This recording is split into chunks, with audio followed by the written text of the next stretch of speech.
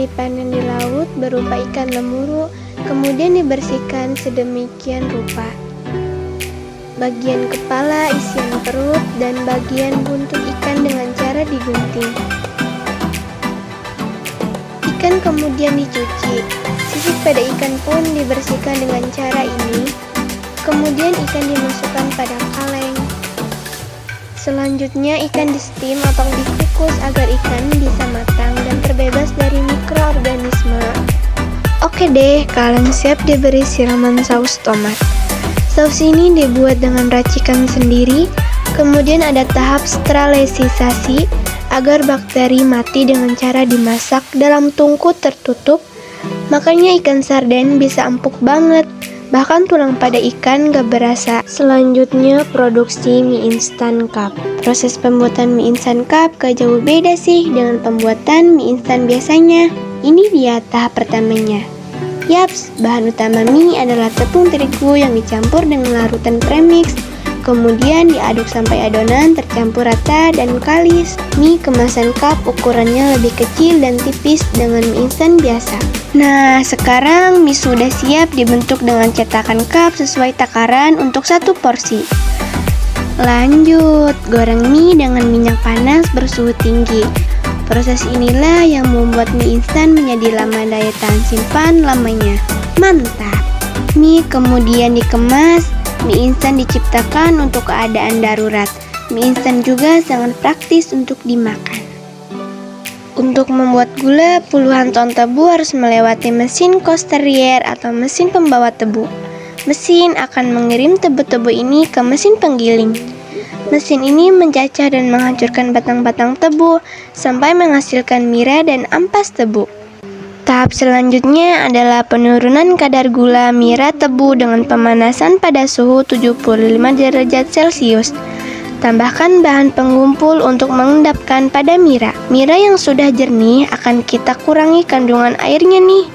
Di mesin evaporator hasilnya mira menjadi kental atau biasa disebut sirup. Sirup ini akan melewati tahap pengkristalan. Tada, hasilnya berupa gula kristal tebu.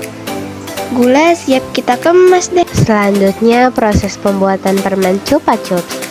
Bagi kalian generasi 90-an tentu saja tahu dengan permen hasil Spanyol ini, karena sejak tahun 1970-an Chupa Chups sudah masuk ke Indonesia. Nah, untuk mengetahui bagaimana sih cara pembuatan permen spektakuler ini, mari kita simak proses berikut.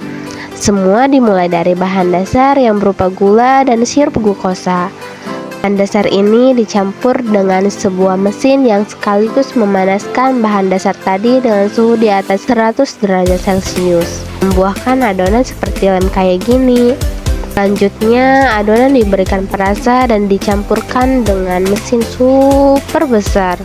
Dulu hal ini merupakan hal yang paling sulit loh dilakukan karena adonan sebesar tadi harus ditarik-tarik menggunakan tangan.